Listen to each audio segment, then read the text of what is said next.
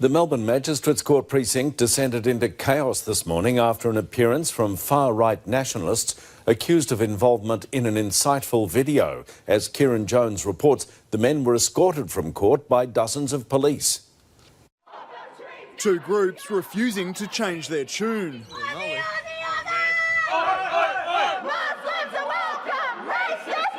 Clashes once again greeted Blair Cottrell, Neil Erickson and Christopher Shortis outside court. Everyone is welcome here, except you! If we don't stop them, we only need to look at 80 years ago at Nazi Germany to see what will happen. The trio faced charges in relation to a 2015 video showing a mock beheading.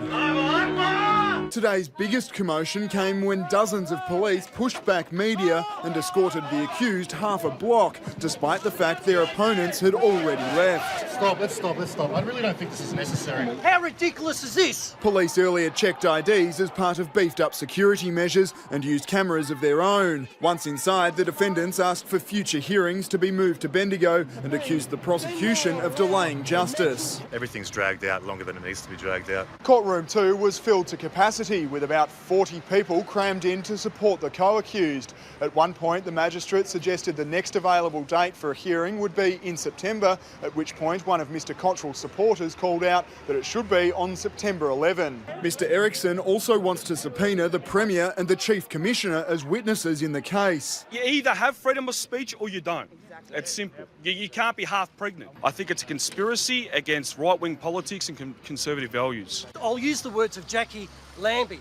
Not on my bloody watch. The trio will next appear in the Melbourne Magistrates Court on September 4. We'll keep fighting, we won't give up, we'll keep rising.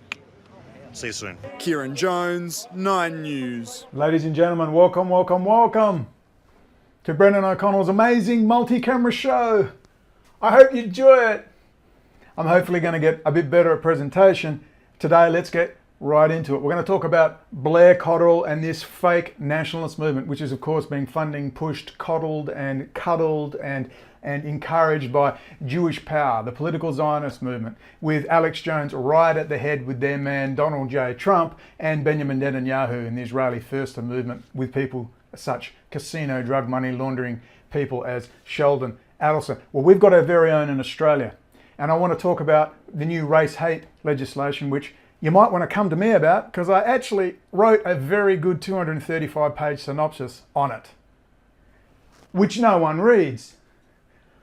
But if you want to learn about hate speech legislation, come to me, to moi, Brendon O'Connell. I am an expert on it. Funny that after serving 3 years in jail, most of which was in maximum security, I became very, very interested in hate speech legislation. But apparently Blair Cottrell, the police informant rat, who's being pushed forward as the hero, the honeypot for the suckers in Australia, is now being pushed also by Alex Jones. Let's quickly watch a small segment. Here we go.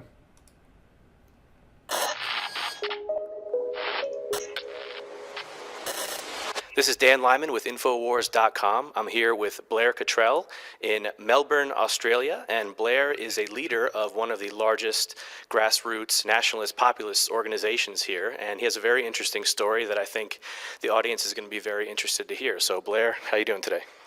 Good, and yeah, thanks for visiting us here.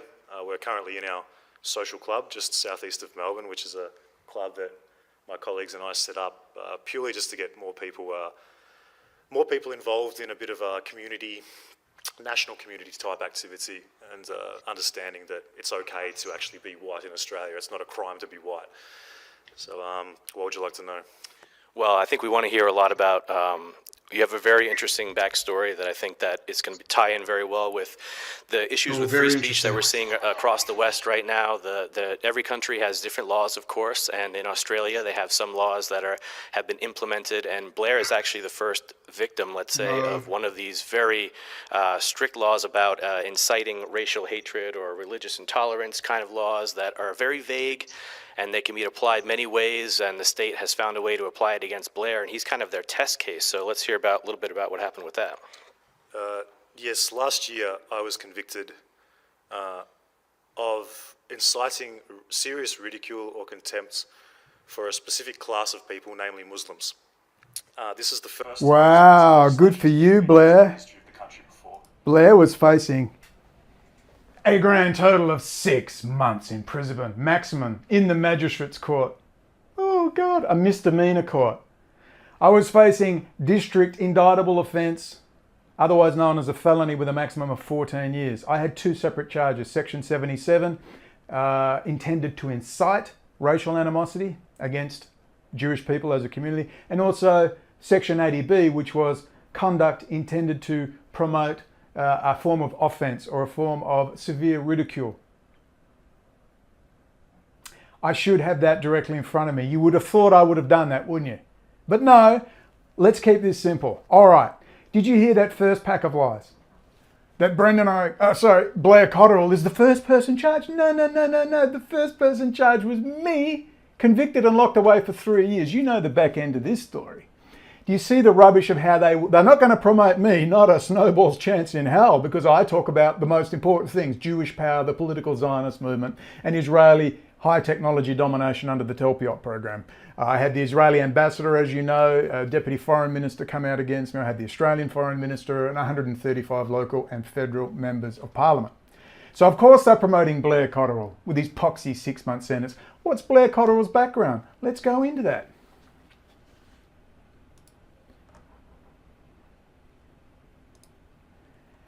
This is the Mail Online from 13th of June 2016. Now you're ready for this. Anti-Islam leader Blair Cottrell stalked his ex-girlfriend's partner with tomahawks and set his garage on fire 3 years before he started far-right group United Patriots Front. Oh, I wonder who Blair works for. Anyway, he appeared in a prison video filmed in Melbourne. Melbourne is also the home, the New York Crown Heights area of Chabad Lubavitch and major organised crime figures in Australia, and the infamous Melbourne police. The leader of the far-right group Patriot Front stalked his ex-girlfriend's new partner with tomahawks before setting his house on fire 3 years before launching his anti-Islam crusade. He was jailed in 2013 for a string of offences, including stalking, arson, burglary and damaging property. He sounds like a fine fellow. Anyway, he's in a video, he's learnt the error of his ways, he's had a bit of juice, so he's looking a bit bigger these days. And he's performing his little role as the little rat honeypot for the Australian nationalist movement. I gather you get this. Let's cut to the chase right now. He's been promoted on multiple television stations, the media, you name it, everywhere. Everywhere. This twat. We all know who he works for. Nothing comes from the mouths of these people regarding the political Zionist movement, Jewish power, Israeli intelligence activity. This rat needs to be outed. We need to find this rat, go to his house, film him, follow him, track him, trace him. I would put private investigators on him. I would investigate his full past, who he's working for, the police who charged him, who his lawyers were, who's advising him. You're going to find a rat's nest of little rat criminal informants, drug dealers. I guarantee you he deals drugs. He's involved in drug dealing gangs. I already know the formula. All right, he's on probation. Part of his probation or parole is to play little white nationalist, white supremacist, quasi-nationalist group. That's who they employ for this role. He is just a cartoon cutout. Let's now establish the fact that Brendon O'Connell is the first case, 3 years in jail, multiple charges. It was a farce of a trial. You can get all my stuff right here on my blog with full transcript of trial and full High Court synopsis, which people who actually read it, which aren't many, say, my God, that's incredible work, with a badly broken arm, untreated, displaced fracture in a maximum security jail. Give me some damn credit. Sorry, but I want the credit, as Dustin Hoffman says in Wag the Dog. I want the credit. I bled for this cause, and to watch this puffed up little decadurabolon, sustanon using steroid twat get an ounce of credibility is driving me crazy. If ever there was a rat retard, it's him. So go to my blog, watch my latest blog post, Isolate but Preserve. You'll see the High Court case, what happened, what the lawyers did to me, and you'll see the links to my legal material. You should read it. Nobody reads it. No one wants to talk about it, but the dam is breaking. I'm going to wind up this little episode with one final talk. Number one, big interviews coming up. big interviews. The dam is breaking. It's breaking 100%. It's actually getting slightly exciting. I hope I live long enough to see the end of it. All melodrama aside.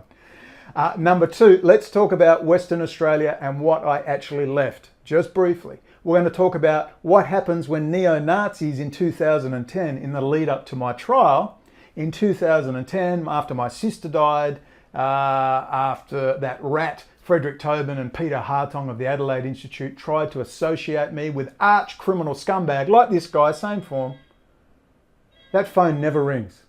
Why? Why? I'm going to keep this in. The crazy stuff that happens. I've had that phone ring twice in 6 months, but it rings now. Anyway, actually that's either the phone or the front door. It's probably the Royal Malaysian Police. Regardless, things are breaking. Lost my train of thought. I'm going to keep all this in for fun. Jack Van Tongeren. Look him up. Van Tongeren. This little crapper burnt down 13 or 12 Chinese restaurants, tried to create a revolution using mentally ill retards, good friend of Frederick Tobin and Peter Hartong of the Adelaide Institute, and twice they tried to associate with me. Frederick Tobin is a fraud of frauds, and this Cottrell is from the exact same mould. I guarantee you, drug dealing, thuggery, standover tactics, yet your typical little police thug honeypot. That's what he is, working for Jewish power. Melbourne is run, man, run by Jewish organised crime. Russians filled there too. That's where he's from. Let's talk about neo-Nazis in Perth and what they did in 2010. It was amazing. It was the Turkish mosque in Queen's Park, a suburb of Perth. A guy called Daniel Jewell, who had twice tried to associate with me, twice with his little friends. Here's a few photos of them. They went to the mosque and from across the road pumped in 4 high-powered rifle rounds, an old Lee Enfield 303 high-powered rifle, 4 rounds through the top of the mosque, the second mezzanine level, head height. So I'm guessing you think, as members of a neo-Nazi group called Combat 18, who are renowned as a criminal group and a terrorist group involved in murder, drug trafficking and weapons trading, that of course a neo-Nazi group called Combat 18 would get terrorist charges. They tried to instill fear in the Muslim community. No, you know what they were charged with after pumping 4 high-powered rifle rounds into the Queen's Park Turkish mosque in my hometown, my home state, Western Australia, redneck land? You know what they got? They were charged with criminal damage and discharging a firearm in public. They got a $7,000 fine and a 7-month suspended sentence. Can you believe it? I kid you not. Same people, same mould, working for the same police. Western Australia is so bad, overrun with South African Jews who ran out of South Africa, South African intelligence who were intimately linked with Israeli intelligence, all the kill squads who were killing black activists, they're all retired, all the Special Forces killers are all in Perth, Western Australia, hanging out with people from Campbell Barracks, the Special Forces base, the Special Air Service. That's what Perth is. It's a major transit route for drugs. I'm talking big drug shipments as they're moving elsewhere. It was intimately involved in the 70s in the infamous Nugan Hand, CIA bank stuff, incredible stuff. It was intimately involved with also weapons trading, shipments going through on their way to South Africa and other places. There's a whole network here. It's filled with military intelligence. Some of these people are obviously good people. They're not all bad. But you have within that private intelligence network we keep talking about. And these twats like Blair Cottrell and whatnot. You know the story about me. 3 years, no mercy, man. But these clowns, these steroid freaks, they think they're so tough with their little tattoos. But when it comes to mentioning the Jews, oh, I'm so scared. Such a bunch of twats. I would confront them. I'd be very polite. I wouldn't be nasty. I'd say, Blair, so let somebody look him up. We need to look this guy up. Someone with money, please get a private investigating company onto him. You'll never see him get bad press. His press will say white nationalist, but it won't be really bad. It'll give him publicity. And of course, the police are monitoring everyone that comes into his little rat group, okay? Because that's the way it works. The police set up the gangs, they run the honeypots, and they fill it with their own people. Man, he could even be, I don't know his background enough, he could even be an undercover cop. They stick you in jail for a while. Watch the movie The Departed, where Leonardo DiCaprio's character is put in jail for a while he goes deep undercover. So we don't know who this Blair Cottrell is. Someone needs to really look him up and his past. I've seen in the Australian Federal Police building in Perth, Western Australia, the biggest, muscliest steroid freaks you've ever seen, covered in tattoos, clean shaven, shaved heads, walking into the Australian Federal Police building going, bleep, with their cards going, "G'day mate, how you going?" They're Australian Federal Police agents, many of them ex-military. You get him his beard and his Harley and his black leathers, you just got yourself a bikie. They run all the gangs. And I know the gangs that aren't playing ball, they're all in jail or getting hammered, getting flashbangs thrown and blinding their girlfriends. This is the way it works in the real world. He's just another rat or he's an undercover cop, one of the two. Again, they're such big, brave steroid freaks, but no, don't say Jewish power, don't say the political Zionist movement, don't talk about Israel, Israel intelligence. And of course, we've got that clown Yemeni, what's his name? The Jewish guy who served in the Israeli military who bragged he's going over there to kill some Muslims in Israel, mate of mine. Richard Foley has been going after him, demanding he be charged under the special legislation against fighting in wars overseas, the same ones that they're charging these idiots joining, ISIS. To no avail, of course. The Department of Foreign Affairs and Trade don't want to know about it. This is a whole rat's nest of rats, and Blair Cottrell is one of them, and he needs to be followed up, filmed, chased, followed. Where did he go? Who his friends are? Get everything on him you can. If you've got money, hire a private investigator. Of course, Jews have a lot of money in Melbourne, but I tell you what, that's really where the Jewish mafia of Australia hangs out, in Melbourne. Big time. Big time. Bikie gangs work for them and everything. 100%. They've got stars of David under their armpits here. I know a lot about how Australia works, trust me. A lot about it.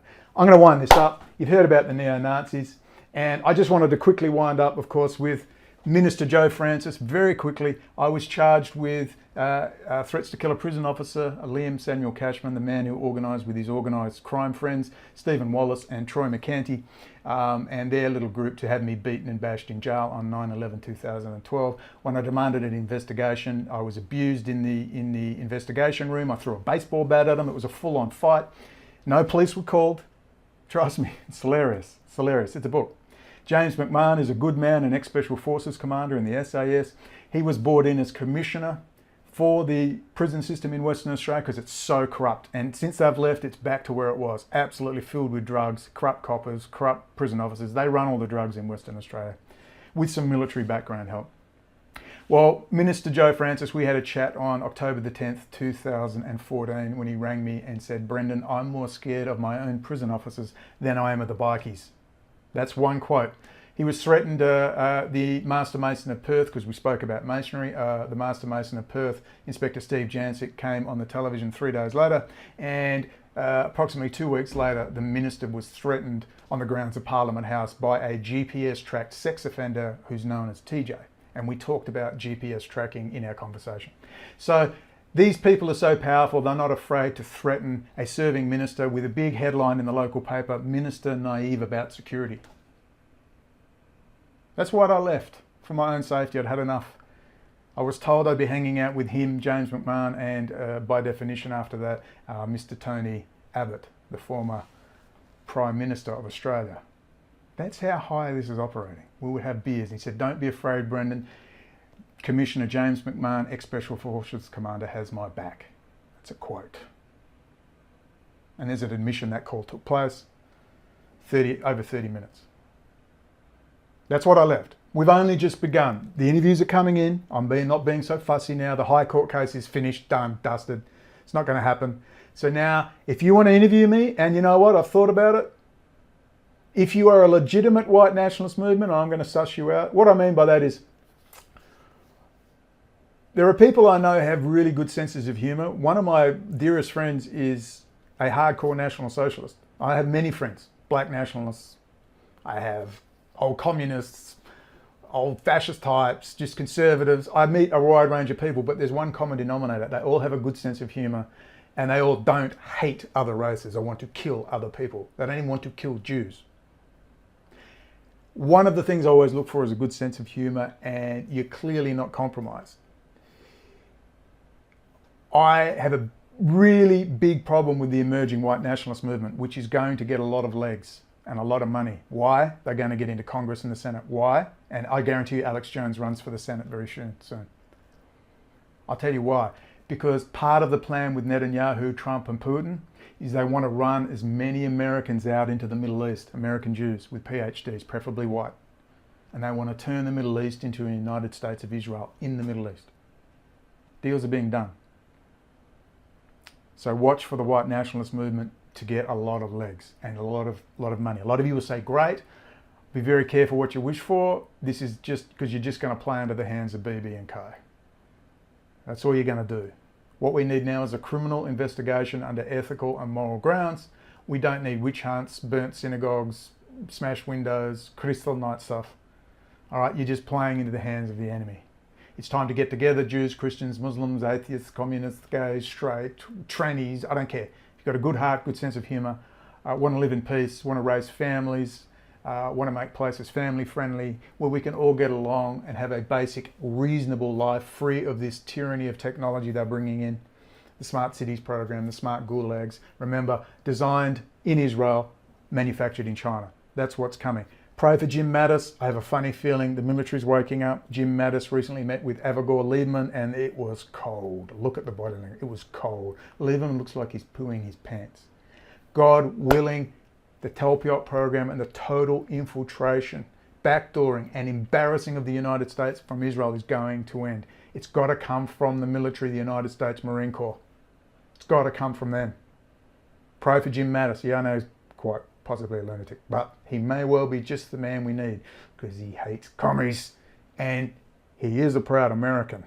I'm sure there's some dignity still left in the United States military, the United States Marine Corps. I'm sure there's some dignity in there somewhere. Let's wait and see. Let's keep our heads. Let's not get too angry. Let's try and do our best and not fall into their traps. Hodo Hafez, ciao for now. Jumpalagi and Jumpananti. Ciao for now. We'll speak very soon. See you soon. Kieran Jones, 9 News.